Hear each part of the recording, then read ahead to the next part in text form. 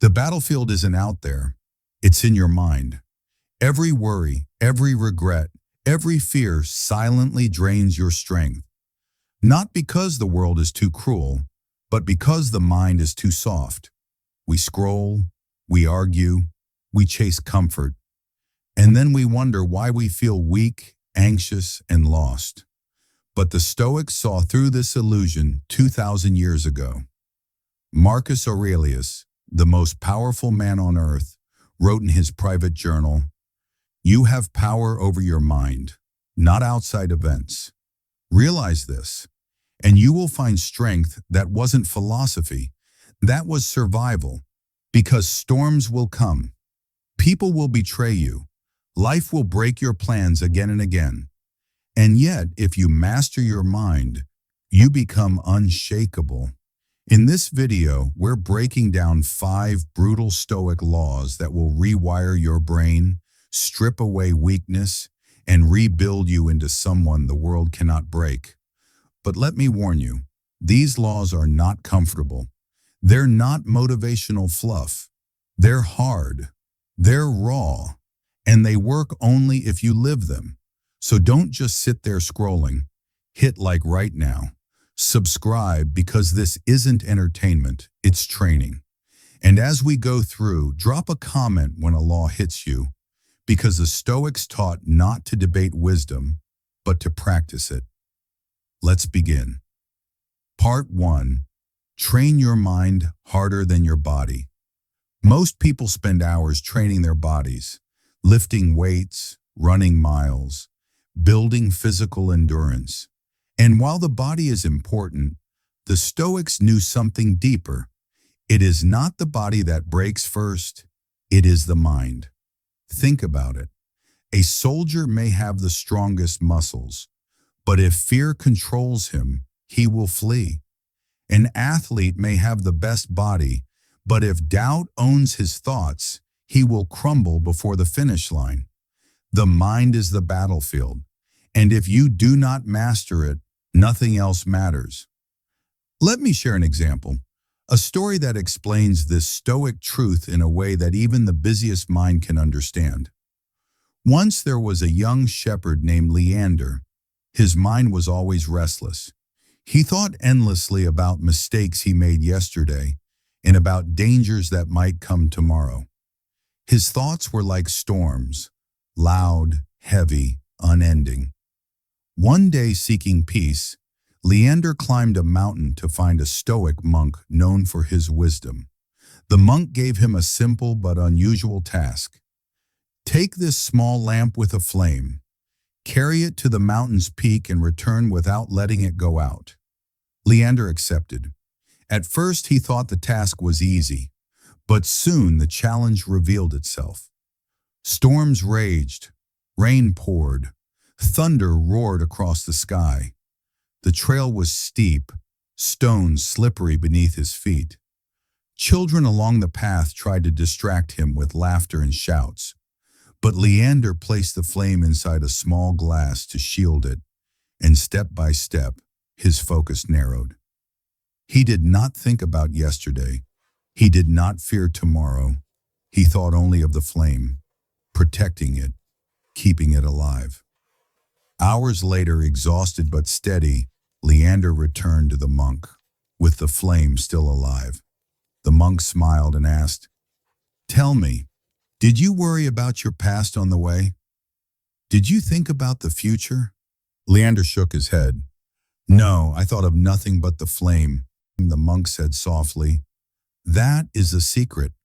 When you focus only on what is before you, the noise of the mind disappears. Peace enters because you are living only in this moment." The Stoic lesson for you. Leander's flame is your mind. Distractions, fears, regrets, and doubts. These are the storms that try to extinguish it. Most people allow them to win. They let the flame die. But the Stoic doesn't. He trains his mind every day, the way others train their body. He learns to focus only on what he can control. He learns to guard his inner flame against the chaos of the world. Marcus Aurelius put it perfectly in Meditations. You have power over your mind, not outside events. Realize this, and you will find strength. Strength doesn't come from bigger muscles. It comes from mastering the one thing no storm can touch unless you let it. Your mind. Part 2. Cut off distractions. They steal your life in pieces. Most people don't lose their lives in one single disaster. They lose them slowly, in fragments, stolen by distractions. Every pointless argument, every mindless scroll, every hour lost in noise. These are the small cuts that bleed us dry. Seneca once wrote, "It is not that we have a short time to live, but that we waste much of it." And he was right. Once there was a young man who complained constantly that he had no time. I want to learn. I want to grow. I want to do something meaningful, he said, but every day slips away before I even realize it. One evening, his grandfather invited him into the old workshop behind the house. On the table sat a large empty glass jar, a small pile of big stones, a pile of small pebbles, and a bowl of sand. The grandfather said, "Fill this jar, but remember it must hold everything." The young man first poured in the sand. It filled the bottom quickly. Then he added the pebbles, and finally he tried to fit the big stones.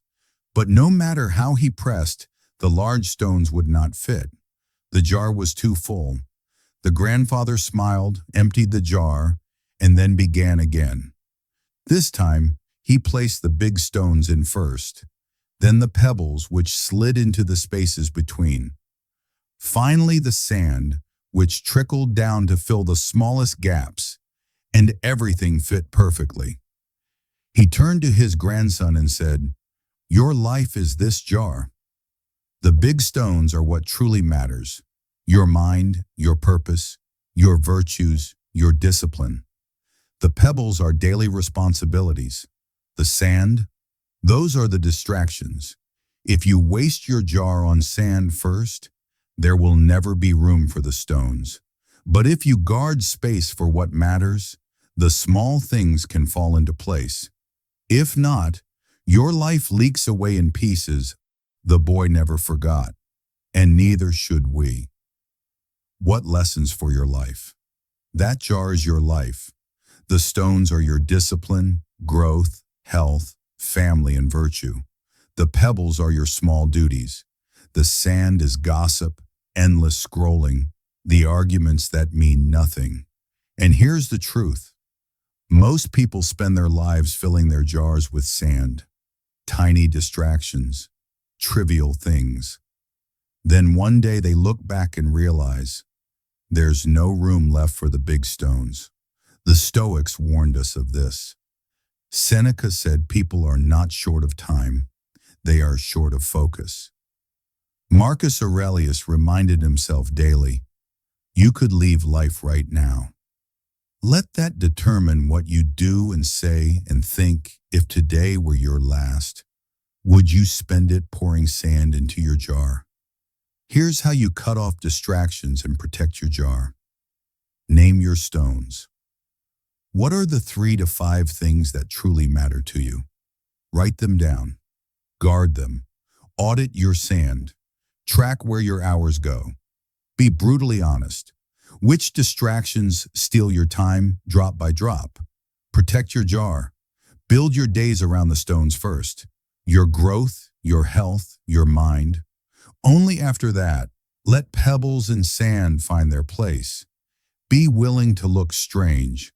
As Epictetus said, if you want to improve, be content to be thought foolish and stupid. People may call you boring for ignoring gossip or not replying instantly. Let them. Better to be called boring and live fully than to be distracted and die empty. Part 3. Silence is power. Don't waste words proving yourself. Most people think strength is loud.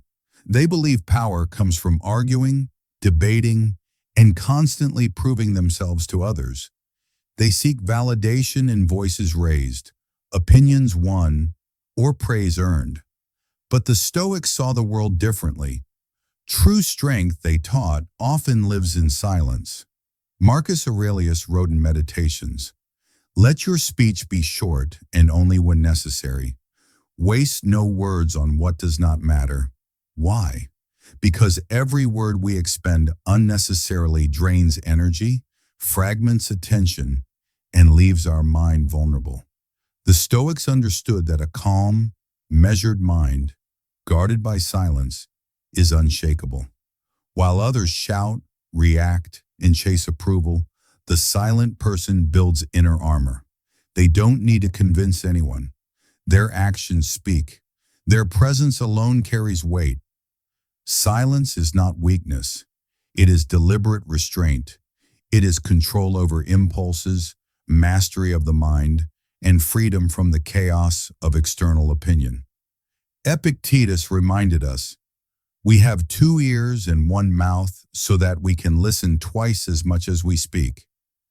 By speaking less and observing more, we conserve mental energy for what truly matters: discipline, growth, and virtue. Like a lighthouse standing firm in a storm, silent but unwavering, the Stoic does not shout to be seen. They simply remain steadfast, guiding themselves and others through the darkness. Let me share with you a story. Long ago, there was a man named Elias who lived inside a tall stone lighthouse on the edge of a rugged coast. Every night, when storms rolled in and the sea became wild, sailors would look for his light to guide them to safety. But Elias had many critics. Villagers from the nearby town would mock him. "Why do you live alone in that tower?" they laughed. "Do you think your small light can stand against the fury of the sea?" Some even said, "No one cares about you. You're just a lonely old man in the dark." Elias never argued. He never shouted back or tried to prove them wrong. He simply climbed the long winding stairs of the lighthouse each night, cleaned the glass, trimmed the wick, and kept the flame alive. One evening, the storm was fiercer than ever. Waves rose as high as mountains, the wind roared, and the sky split open with lightning. Ships tossed helplessly in the water, searching desperately for land. The villagers who once mocked Elias stood on the cliffs and watched in fear. And then, it appeared, a steady beam of light cutting through the storm. The lighthouse stood firm, unmoved by the chaos. Ship after ship saw the light and steered safely to shore. Hundreds of lives were saved. The villagers turned silent. The same people who once mocked Elias now whispered with awe. But Elias did not celebrate, nor did he scold them for doubting. He simply kept tending to the light, as he always had. That's the Stoic way. Power is not in shouting louder than others. It's not in endless arguments or explanations. It's in living your truth so consistently that no words are needed.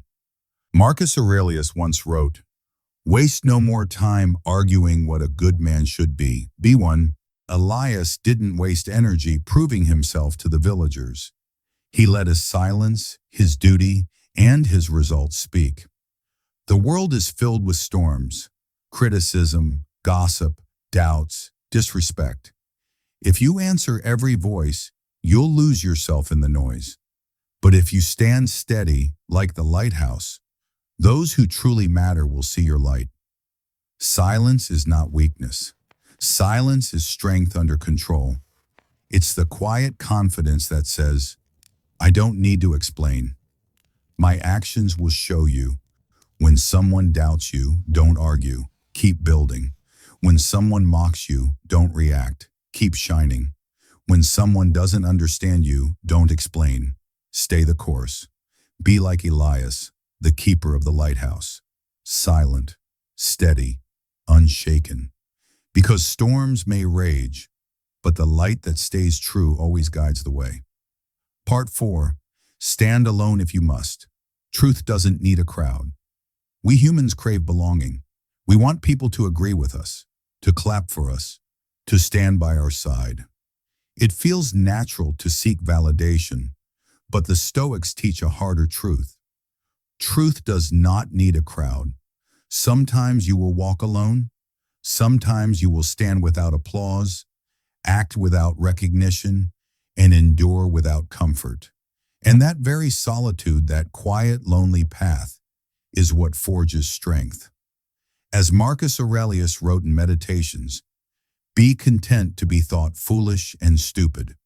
Your purpose, your virtue, and your discipline are not measured by how many witness them. They are proven in the integrity of your actions, especially when no one is watching. There was once a young man named Arian, the son of a blacksmith in a small village. Unlike the other boys, Arian didn't enjoy wasting time in gossip or chasing the latest trend. He spent his evenings in the forge with his father, hammering steel, shaping swords, and learning discipline through fire. The villagers mocked him. Why don't you join us? Why do you waste your life in the dark forge? Some even said, Arian thinks he's better than us. Always silent, always working. The crowd laughed. Arian stayed quiet. Years passed, and the laughter grew louder. Arian's hands grew calloused, his body strong, his mind sharper than the steel he shaped. But he still had no crowd, no praise, no applause, only discipline. One year a great threat came. Raiders from the mountains descended upon the village, armed and ruthless. Panic spread like fire. The same villagers who once mocked Arian now ran helpless, unprepared for battle. But Arian was ready. With his father's forge, he had built weapons strong enough to defend the town. More than that, his years of solitude had built a will harder than steel. He stood before the villagers, sword in hand, and said, You laughed at me when I stood alone. But I was never alone. I walked with truth, with discipline, with purpose. That night, Arian led the defense. The raiders were defeated and the village saved. When dawn came, the villagers bowed their heads in shame and respect. But Arian did not gloat. He did not scold. He simply returned to the forge, where he always belonged. The Stoic truth. That is what it means to stand alone. Arian didn't bend to the crowd. He didn't need approval. He didn't chase validation. He simply lived by truth and discipline. And when the storm came, he was unshakable. Epictetus once said, If you want to improve, be content to be thought foolish and stupid. The crowd may laugh. The crowd may doubt. But the crowd is fragile. The one who dares to stand alone on truth is the one who becomes unbreakable. Marcus Aurelius, Emperor of Rome, lived surrounded by flatterers, liars, and enemies.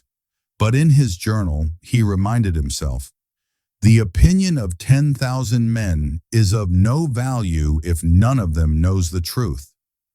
Crowds are loud, but they are not always right. And the one who follows them blindly is led to weakness. When others laugh at your discipline, keep going. When others doubt your dream, let them.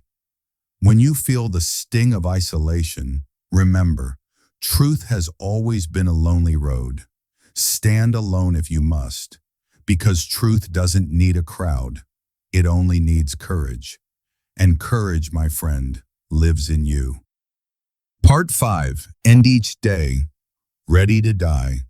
Wake each morning ready to fight. The most dangerous illusion humans carry is that tomorrow is guaranteed. We live as if we have endless time. We waste hours, we waste days, we waste years. But the Stoics and the Spartans knew better. They lived with urgency because they knew death was never far. Marcus Aurelius once wrote in his Meditations, You could leave life right now. Let that determine what you do and say and think. That wasn't pessimism. It was power. It was focus. Because when you accept that every day could be your last, you stop wasting time and you start living with purpose. In ancient Sparta, boys were taken from their homes at the age of 7 to begin the agog, the brutal training system that forged warriors. From that moment on, every day was lived as if it might be their last. Food was scarce. Comfort was stripped away. They were trained to endure pain, to fight in silence, to face death without fear. A Spartan was taught, come back with your shield or on it.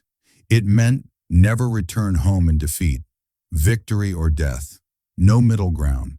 Now imagine this mindset. Every morning a Spartan woke not with thoughts of luxury or leisure, but with readiness. Today could be the day I fall, but if I do, I will fall with honor. And every night they went to bed at peace, because they had already lived and fought as if tomorrow would never come. That is the Stoic warrior spirit, not waiting, not delaying, not wasting, but living and fighting fully, now. The Stoic practice of memento mori. The Stoics called this memento mori, remember death, not as a dark obsession, but as a bright reminder. Life is fragile, time is short, and wasting it is the greatest sin. Seneca wrote, "It is not that we have a short time to live, but that we waste much of it." Think about your own life. How many times have you delayed your dream, saying someday? How many evenings slip away scrolling, numbing, distracting yourself instead of building? How many mornings have you wasted waiting for motivation instead of rising to fight? You see, death is not the enemy. Wasted life is the enemy. Your challenge. Here's the law. End each day ready to die. Wake each morning ready to fight. When you lie down at night, ask yourself, if I never wake again, did I live today with courage, with discipline, with purpose? And when you rise in the morning, don't wait for the perfect conditions. Don't wait for inspiration. Say to yourself, today I fight, today I build, today I live like it could be my last. This isn't drama, this is reality. One day it will be your last. But if you live each day with that urgency, you will leave nothing undone. The Spartans trained their bodies to be unbreakable. The Stoics trained their minds to be unshakable. Together they gave us the ultimate lesson. Do not sleepwalk through life. Do not beg for more time. Do not postpone your greatness. Instead, live ready, die ready, and fight every morning as if the gods themselves are watching, because one day they will. Now here's the truth. The world will never hand you clarity, strength, or respect. It doesn't care about your excuses, your comfort, or your explanations. The Stoics didn't wait for approval. They didn't waste time convincing anyone. They built their lives quietly, deliberately, and ruthlessly. One choice, one action, one disciplined day at a time. So here's your choice. Will you let distractions, emotions, and the opinions of others steal another day? Or will you guard your mind, focus your energy, and build a life that speaks louder than words ever could? If you're ready to step onto the path of unshakable strength, hit like to commit to your discipline. Subscribe to join a community of thinkers, warriors, and doers. Share this with someone who needs the wake-up call. And most importantly, comment below, I own my mind, because saying it is the first step to living it. Remember what Marcus Aurelius said, do not act as if you had 10,000 years to live. Death stands at your elbow. Be good for something while you live, and it is in your power. Your life is your battlefield.